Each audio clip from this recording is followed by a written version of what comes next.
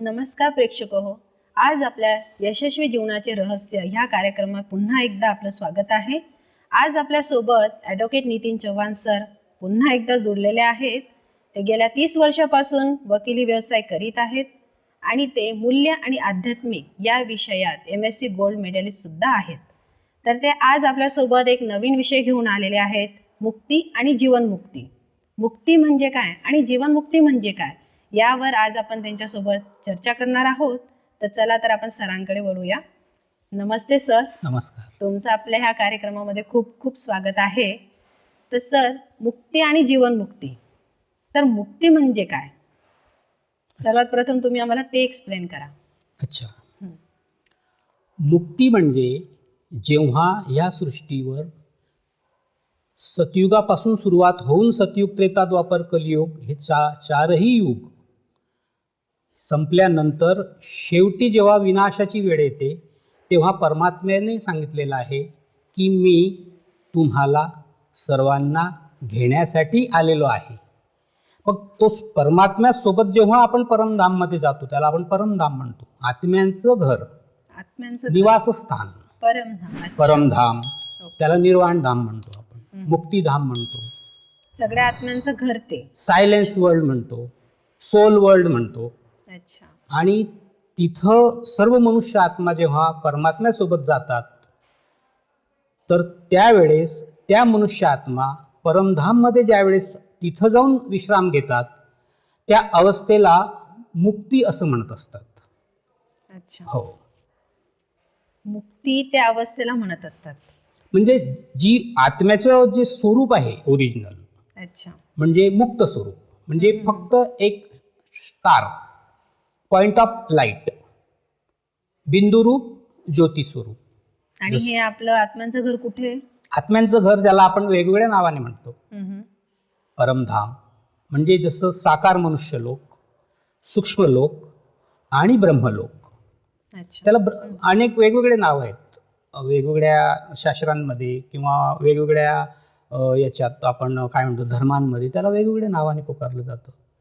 त्याला कोणी ब्रह्मलोक म्हणतं, कोणी शांतीधाम म्हणतं, कोणी मुक्तिधाम म्हणतं, कोणी निर्वाणधाम म्हणतं. तिथं जी अवस्था असते आत्म्यांची त्याला म्हणतात मुक्त अवस्था. अच्छा. जसं म्हणतात ना, ईश्वर हा खूप ब्रह्मलोक, एकदम ब्रह्मांडाचे पार राहतो. बरोबर. म्हणजे तसं, म्हणजे जे आपलं आत्म्यांचं घर आहे तेही अगदी दूर, अतिशय दूर, पार, अतिशय दूर. आणि आत्मा हिला काही प्रवास नाही करायचा, ते एका सेकंदात परमधाम मधून सृष्टीवर आणि सृष्टीवरून परमधाम मध्ये जात असते. पॉइंट एनर्जी आहे. आत्मा म्हणजे काय? एनर्जी, एक शक्ती आहे. अच्छा. आणि जीवनमुक्ती? जीवनमुक्ती म्हणजे त्या मुक्त अवस्थेत ज्या आत्मा परमधाम मध्ये असतात आणि ज्या आत्म्यांचा ह्या सतयुगी सृष्टीवर रोल असतो, देवी देवता होऊन सुख, शांती आणि आनंदमय जीवन जगण्यासाठी ज्यांचा पहिला अधिकार असतो त्या आत्मा मुक्तीमधून जीवनमुक्तीमध्ये येतात. म्हणजे काय? परमधाम मधून ह्या सृष्टीवर, स्वर्गात, स्वर्ग इथंच असतो, पृथ्वीवरच स्वर्ग आहे, तर ह्या स्वर्गाला त्याला आपण म्हणतो सतयुग,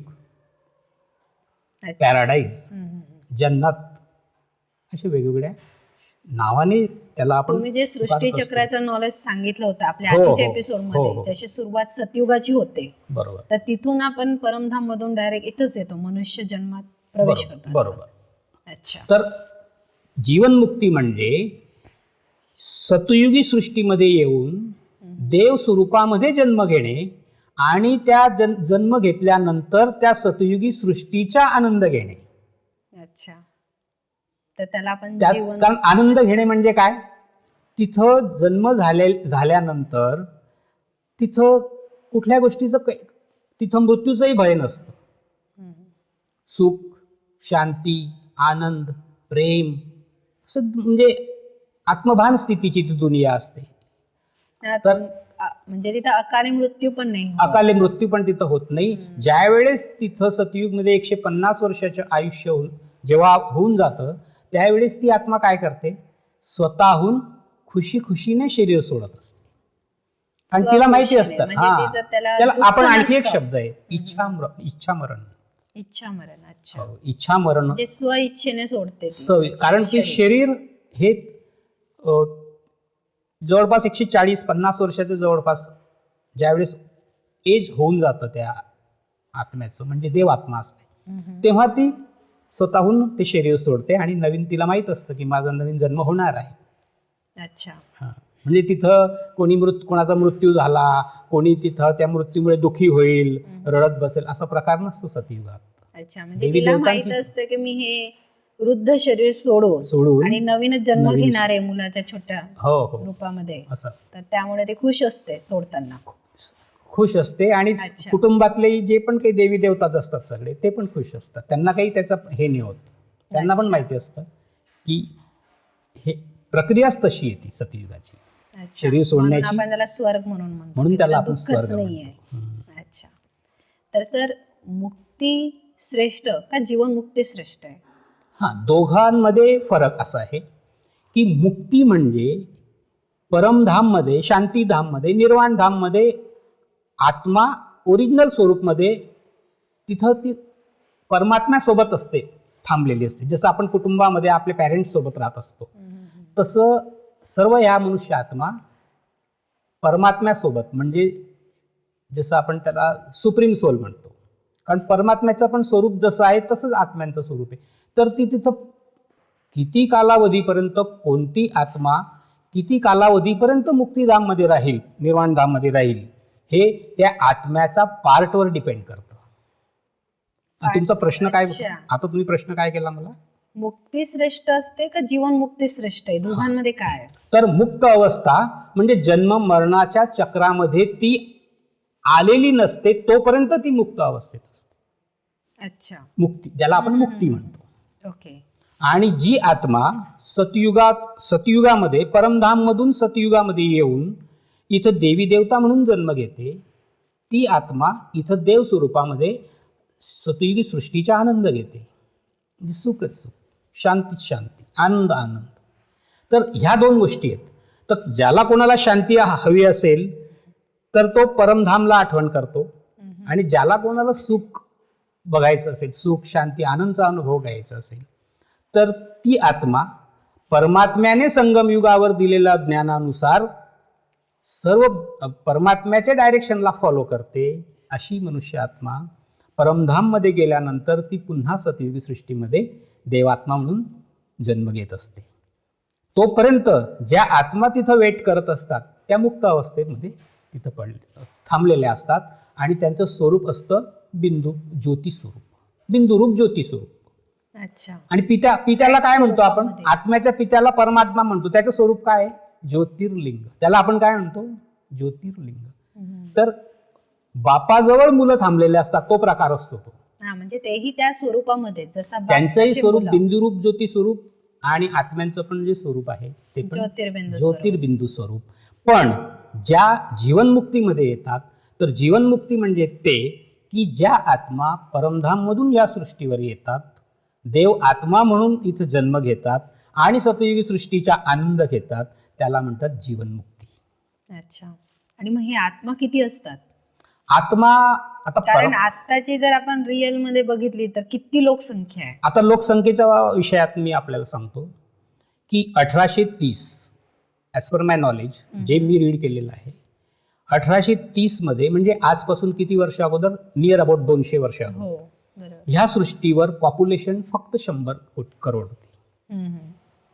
आणि त्यानंतर 1860चं पॉप्युलेशन जर बघितलं तर 200 करोड. 1974 मध्ये ह्या सृष्टीवर मनुष्य आत्मा होत्या 400 करोड. 1974 म्हणजे आताची गोष्ट, बरोबर, 50 हो, वर्षापूर्वी. आता एकदम फास्ट. जर का 50 वर्षामध्ये ती संख्या 400 करोड वरून जवळपास 800 करोड क्रॉस झालेला आहे. लोकसंख्या, म्हणजे मी हे विचारत होते की सतयुग मध्ये किती असते, कारण आत्ताचं जर कंपॅरिझन केलं आता किती आहे. सतयुगापासून जर सुरुवात करायला गेलो आपण, तर जशी जशी लोकसंख्या वाढत जाते ना, तसं तसं या सृष्टीवर दुःख वाढत जातं. सिंपल गोष्ट आहे. सतयुगाची सुरुवात, त्याच्यासाठी आपल्याला आणखी एक वेगळा भाग करावा लागेल असं मला वाटतं. कारण निश्चितच सतयुगाची जी सुरुवात असते ती 9 लाखाने होत असते. 9 लाख मनुष्य आत्मा. हो. आणि सतयुगाचे जे 1250 वर्ष असतात त्याच्यात त्या 9 लाख मनुष्य आत्मा 8 जन्म घेतात आणि पुन्हा नवीन आत्मा तिथं नवीन परमधाम मधून आत्मदेव स्वरूपामध्ये जन्म घेणं सुरू असतं. म्हणजे तिथं पण ती जनसंख्या वाढत जाते. तर असं 9 लाखावरून ती जनसंख्या सतयुगाच्या अंतिम समयापर्यंत म्हणजे सतयुग समाप्त होईपर्यंत ती जनसंख्या 2 कोटीपर्यंत जात असते. अच्छा. हो. तर अशी हळूहळू वृद्धी होत जाते प्रत्येक युगामध्ये. प्रत्येक युगामध्ये. अच्छा. जर का त्याचं पुढचं पण म्हणजे युगामध्ये कशी वाढत जाते त्याचं जर फिगर पाहिजे असेल ती पण सांगतो मी. सतयुगाचा अंत 2 कोटी म्हणजे त्रेताची सुरुवात 2 कोटी. अच्छा. आणि म्हणून आपल्या धर्मामध्ये म्हटलं जातं की गायीच्या पोटात 33 कोटी देव असतात. 33 कोटी देव असतात. याचं कारण काय, ती त्रेता युग जेव्हा संपतं तेव्हा त्या 2 कोटीवरून म्हणजे सतयुगाच्या शेवटी जी 2 कोटी मनुष्य आत्मा असतात त्या त्रेता युगाच्या शेवटी त्यांची संख्या 33 कोटी होऊन जाते. आणि त्यांना परमात्म्याने पण सांगितलेलं आहे की स्वर्ग आणि सेमी स्वर्ग 16 कला संपूर्ण सतयुग, 14 कला संपूर्ण त्रेतायुग. तर त्रेतायुग जेव्हा संपतं त्याच्या अगोदर या 2 युगात आलेल्या मनुष्य आत्माची संख्या त्रेता एंड पर्यंत 33 करोड. अच्छा. म्हणून त्यांना ते गायन आहे. म्हणून ते गायन आहे. गायीच्या पोटात 33 करोड देवता आणि ते स्वतः परमात्म्याने ज्ञान इथं या सृष्टीवर यांच्या तनातून ते ज्ञान दिलेलं आहे आणि सांगितलेलं आहे या गोष्टी की फोड करून सांगितलं. संगम युगाचा तुम्ही जिक्र केला तर तिथं आपण तिथं देवता म्हणजे इथं जाण्यालायक आपण त्याचा पुरुषार्थ करतो. एक पुरुषार्थ करतो आणि पुरुषार्थ जो करतो तो जीवन मुक्तीमध्ये येतो. अच्छा. आणि आजही बघा सृष्टीवर काय चाललेलं आहे. कोणाला जर सांगितलं राजयोग करा, तुम्हाला दुःखी आहात, तुम्ही मेडिटेशन करा, तपस्या करा, तर ज्याला शांती हवी असेल ना तर तो मेडिटेशन करेल, तपस्या करेल, राजयोग करेल. परंतु ज्याने मुक्त अवस्थेमध्ये जर खूप वर्ष तिथंच जर ती आत्म्याने घालवलेले असतील तर ती आत्मा इथं येऊन तर तिला पण काहीतरी कलियुगमध्ये येईल, ती तर तिला कलियुगाचा आनंद मिळत असतो. कलियुगमध्ये पण ती येते व पहिला जन्म जर का तिचा कलियुगात झाला असेल ना तर तो कलियुगमध्ये पण तिचा पहिला, दुसरा, तिसरा, चौथा जन्म इतर देवी देवतांच्या तुलनेमध्ये देवी देवताचं घसरण होत होत एकदम साधारण होऊन जातो आपण. पण नवीन येणाऱ्या आत्मा त्यांच्याजवळ काय विशेषता दिसेल तुम्हाला, ज्या परमधाम मधून आलेल्या आहेत त्यांची एक विशेषता दिसेल, ते धनवान दिसतील, त्यांच्याकडे सगळं वैभव राहील, सावकार असतील, गाडी राहील, बंगला राहील. कारण ते सतयुगी दुनियेमध्ये आपण जसा आनंद घेत असतो देवी देवता बनून तसा आनंद ते कलियुगात घेत असतात आणि त्यांचा पण त्या अधिकार आहे. असं. अच्छा. तर तुम्ही म्हणालात 9 लाख संख्या असते फक्त सतयुग सुरुवातीला. सुरुवातीला. तर मग हे बाकी आत्मा मग सगळे जे आहेत उर्वरित आत्मा त्यासाठी परमधाम मध्येच असतो परमधाम मध्ये, कारण ते आत्म्यांचं घरच आहे ना, ते निवासस्थान आहे, ते मुक्तिधाम निवास असतात तिथंच सायलेन्स वर्ल्ड मध्ये पडले. तिथं त्यांना फिलिंग काहीच नसते, फिलिंग वगैरे काही प्रकार नाही. अच्छा. पडलेले असतात. 5000 वर्ष म्हणजे 2000, 3000, 4000 वर्ष जरी ते तिथं वेट करत असली तरी तिला ते वेट नाही, तिला अनुभव नाही होत त्या गोष्टीचा, कारण ती अतिशय ओरिजिनल स्वरूपमध्ये असते. ईश्वरासोबत बिंदुरूप ज्योती स्वरूपात. अच्छा. तर तुम्ही जे सांगितलं श्रेष्ठ, आधी ते सांगितलं म्हणजे दोन्ही श्रेष्ठ आहे पाहायला गेलं तर. हो, चॉईस आहे ते. आता श्रेष्ठ म्हणजे श्रेष्ठ दोघांमध्ये. तिकडे काय शांतीची जास्त अनुभूती होते आणि इकडे आपण स्वर्गाचा अनुभव करत असतो, सुखाचा जास्त अनुभव होत असतो जीवनमुक्तीमध्ये, आणि शांतीचा अनुभव मुक्तीमध्ये होत असतो. मुक्ती म्हणजे परमधाम, निर्वाणधाम, शांतीधाम मध्ये आत्मांचं निवास करणं म्हणजे मुक्ती. आणि मुक्तीमधून ह्या सृष्टीवर येऊन जन्म घेणं म्हणजे जीवनमुक्ती. पण जीवनमुक्ती त्याला म्हटलं जातं जेव्हा सतयुग आणि त्रेतायुग हे जे देवी देवतांची दुनिया असते त्याला जीवनमुक्ती. अच्छा. आनंद पाहिजे. मुक्ती मिळाल्यानंतर मनुष्य पुन्हा तोच जन्म घेतो का मनुष्याचा? हो. याचं एक उदाहरण आपण देऊ शकतो. मनुष्य आत्माचाच जन्म का घेते? आपण शेतामध्ये, त्याच्या आधी मी एक क्वेश्चन विचारेल की जसं तुम्ही म्हणालात कलियुग नंतर जेव्हा सतयुगची सुरुवात होते तेव्हा आपण सगळे परमधामला जातो, मुक्तिधामला.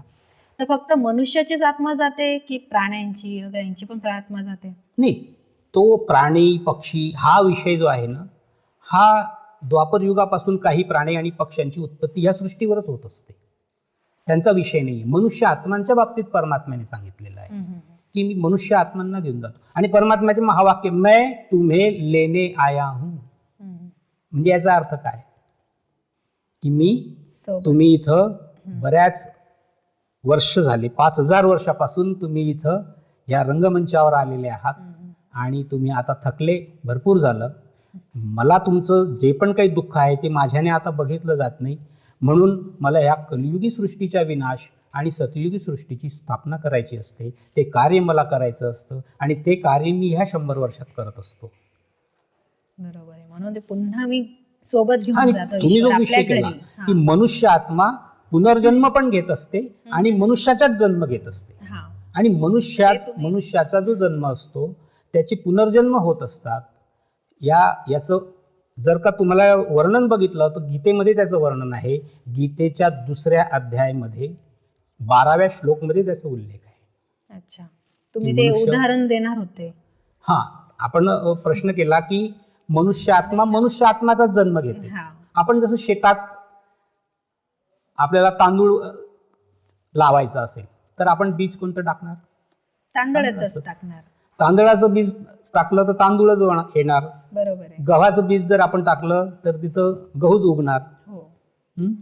त्या पद्धतीने मनुष्य आत्मा बाहेर अशी चर्चा पण सुरू असते की आपल्याला 84 लाख योनींमध्ये फिरून मग शेवटी मनुष्य जन्म मिळतो वगैरे वगैरे. तर तसा प्रकार नाही. स्वयं परमात्म्याने सांगितलेलं आहे की मनुष्य योनीमध्ये जन्म घेणारी मनुष्य आत्मा ही मनुष्याच्याच जन्मात पुन्हा पुनर्जन्म तिचा होत असतो. मग ती मेल फिमेल तो भाग वेगळा, ती मेल होईल फिमेल होईल जन्म तो विषय वेगळा आहे.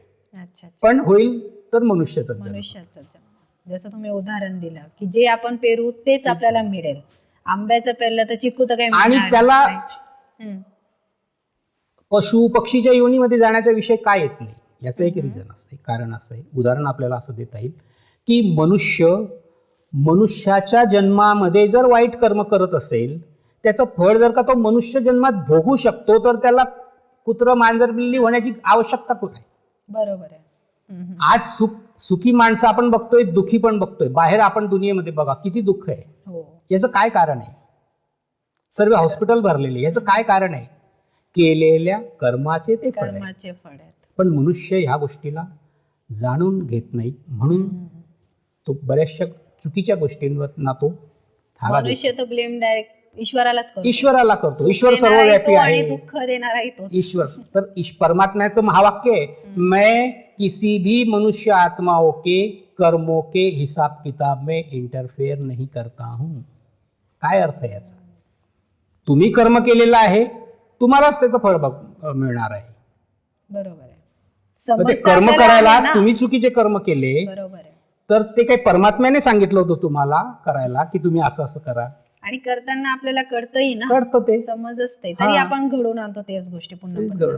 बरोबर आहे. म्हणजे ते आपलेच कर्म असतात जे आपण भोगतो, चांगलं आणि कॉन्सिक्वेन्सेस कर्माचे पण सेम असतात. एक एक्झाम्पल दिलो जर का वेळ असेल तर देतो की जर का एखाद्याने भ्रष्टाचार केला असेल, याचं आम्ही बाहेरच्या जगात उदाहरणं आम्ही आमच्या डोळ्याने बघितलेले आहेत. आमच्या जवळ मी ज्या क्षेत्रात आम्ही वकिली व्यवसाय केलेला आहे तिथं आम्ही प्रत्यक्ष बघितलेलं आहे. आणि अतिशय जवळच्या लोकांनी काय काय कर्म केलेले आहेत आणि त्यांना त्याचं काय फळ मिळालेलं आहे ते सुद्धा आम्ही बघितलेलं आहे. त्याचं एक उदाहरण देतो, एक मिनिट, हा थोडा वेळ घेतो. एक जवळची व्यक्ती, एक सरकारी नोकर, प्रचंड प्रमाणात पगार असल्यावरही भ्रष्टाचार करणं, खूप संपत्ती गोळा केली अनितीच्या मार्गाने, चुकीच्या मार्गाने, आणि नंतर मग आणखी तेवढ्यावर समाधान झालं नाही तर आणखी काहीतरी करावं. मग एखाद्या कंपनीत पार्टनर होणे किंवा एखाद्या मोठ्या बिझनेसमध्ये भागीदार होणे, तिथं भागीदार झाला, पार्टनर झाला, आणि नंतर तिथं असं काही घटना घडली, पार्टनरचा मृत्यू झाला आणि सगळं भट्ट्याबोळ झाला आणि 1 रुपयाही परत मिळाला नाही. कोटी, 1.5 कोटी, 2 कोटी कसे चालले गेले, तेव्हा त्याला समजलं अरे हे मी असं असं केलं होतं. मी त्याला तर ह्या गोष्टी घडत असतात. म्हणजे सांगायचं तात्पर्य असं आहे की कर्माचे फळ पण त्याची कॉन्सिक्वेन्सेस पण सेम असतात. जर का धन पैसा चुकीच्या मार्गाने आला असेल तर पैसाच जाईल, तो जाणार आहे, तर चूक कसाही जाईल तो, पण कोणत्याही वेळेने जाईलच. त्याचं म्हणजे शिक्षा त्याला असं नाही होणार की त्याचा ऍक्सिडेंट होऊन जाईल, ऍक्सिडेंट वगैरे असं नाही होणार. पैसा चुकीच्या मार्गाने कमवला आहे ना, तर तो पैसा जाण्यासाठीचे मार्ग खुले राहतील, कुठे ना कुठे त्याला हे होईल. बरोबर. म्हणून चांगलेच कर्म करत राहा. अच्छा, आता तुम्ही ते सांगितलं की मनुष्य हा मनुष्याचा जन्म घेतो है ना, आणि तो पृथ्वीवरच घेतो का? म्हणजे पृथ्वी या सृष्टीवरच घेतो का? बरोबर. दुसऱ्या ग्रहावर पण आहे का? हो, या बाबतीतही तशी मान्यता बाहेर चर्चा होत असते की बा मनुष्य जन्म या सृष्टीवरच होत असतो. आणि काहींचं मत असतं असं की बा दुसऱ्या ग्रहांवरही असू शकते. अजूनही रिसर्च चालू आहे, रिसर्च सायंटिस्ट सुरू आहे, शोधतच असतात. परंतु तो रिसर्च जो आहे त्याचं आजपर्यंत चंद्रावर जाणं, म्हणजे चंद्र जो सगळ्यात जवळचा आपला उपग्रह आहे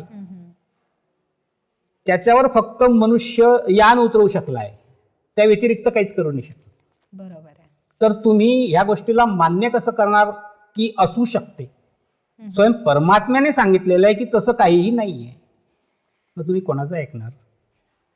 ब्रह्मलोक, ब्रह्मांडाचा मालिक म्हणजे परमात्मा. मग परमात्म्याने ह्या संपूर्ण या विषयावर फोड करून सांगितलेलं आहे की ह्या सृष्टी व्यतिरिक्त, म्हणजे ह्या पृथ्वी व्यतिरिक्त ह्या ग्रहावर फक्त मनुष्य सृष्टी, पशु पक्षी वनस्पती आहेत. या व्यतिरिक्त कुठल्याही ग्रहावर अशी आपण काय म्हणतो त्याला सृष्टी नाहीये. अच्छा. आणि मनुष्य, जीव जंतू, पशु पक्षी वनस्पती यांना जीवन जगण्यासाठी 5 तत्वांची आवश्यकता असते. बरोबर. आणि ते 5च्या 5 तत्व फक्त या ग्रहावर असल्याचं स्वयं परमात्म्याने सांगितलेलं आहे की धरती, जल, वायू, अग्नी आणि आकाश. या 5 तत्वांमधून जर एक तत्व जरी नसेल तरी ह्या सृष्टीवर मनुष्य आत्मा जिवंत नाही राहू शकत, पशु पक्षी वनस्पती जिवंत नाही राहू शकत. बरोबर आहे. शरीर पण हे आपल्या 5 तत्वांपासूनच 5 तत्वांपासून बनलेलं आहे. जे विनाशी आहे त्याच्यात आत्मा आहे तोपर्यंत ते शरीर काम करत असतं. बरोबर. ते अजर अमर अविनाशी सत्ता त्याच्यात असते. शरीर सोडल्यानंतर काय त्यातच मिक्स होतं, ते विलीन होऊन जातं 5 तत्वांमध्ये. बरोबर आहे. आणि ह्या 5 तत्वांमुळे ह्या पृथ्वीवर ही सृष्टी दुनिया चालू असते.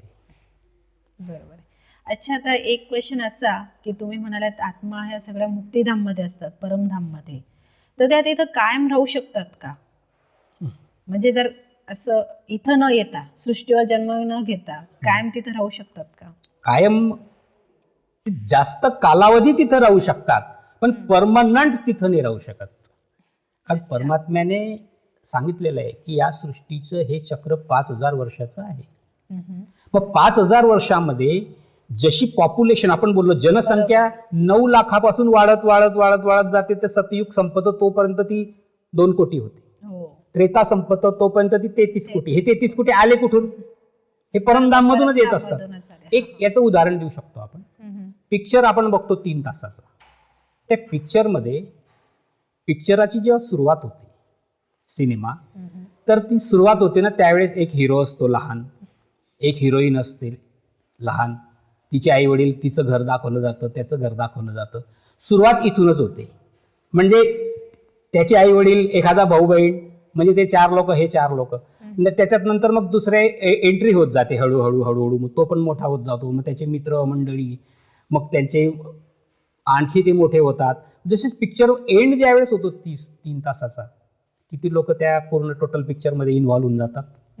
तर सुरुवातीला परमात्मा म्हणतो की ह्या सृष्टीची रचना मी 9 लाखाने करतो, त्याचा अंत 900 करोडने होतो, असं परमात्म्याने सांगितलेलं आहे. आज या सृष्टीवर 800 कोटीपेक्षा जास्त मनुष्य आत्मा या सृष्टी रंगमंचावर येऊन गेलेल्या आहेत. आणि त्या कुठून येतात? तर त्या परमधाम मधून त्यांची वेळ झाल्यावर येऊन जाते. मग शेवटी 5000 वर्ष झाल्यानंतर ती मनुष्य आत्मा काही एका मिनिटासाठी पण इथं येईल, पण ती तिथं नाही थांबू शकत अच्छा. परमात्मा. ती म्हणजे इथं तिचं येईल, जेवढं असेल हो. सृष्टीवर पृथ्वीवर जितकं तिचं कार्य असेल तेवढं ती करेल. करेलच. म्हणजे सगळे आत्मा तोपर्यंत येऊन जातात तोपर्यंत येऊन जातात आणि त्यानंतरच परमात्मा ते जे सत्य आपलं या मुक्तिधामचं गेट उघडतं असं म्हटलं जातं. हा म्हणजे आत्मा तोपर्यंत सगळे तिथे म्हणजे रिकामे एक होतात, जरी फक्त आत्मा परमात्मा असतो. एक जरी आत्मा तिथं वेट करत असेल ना, त्याला खाली यायचंय आणि त्यानंतरच मग ते संपूर्ण खाली होईल आणि अच्छा. खाली झाल्यानंतर मग हे भरतं आणि हे भरलं पूर्ण भरून गेल्यावर हे खाली करतो आणि ते भरतं अच्छा अच्छा.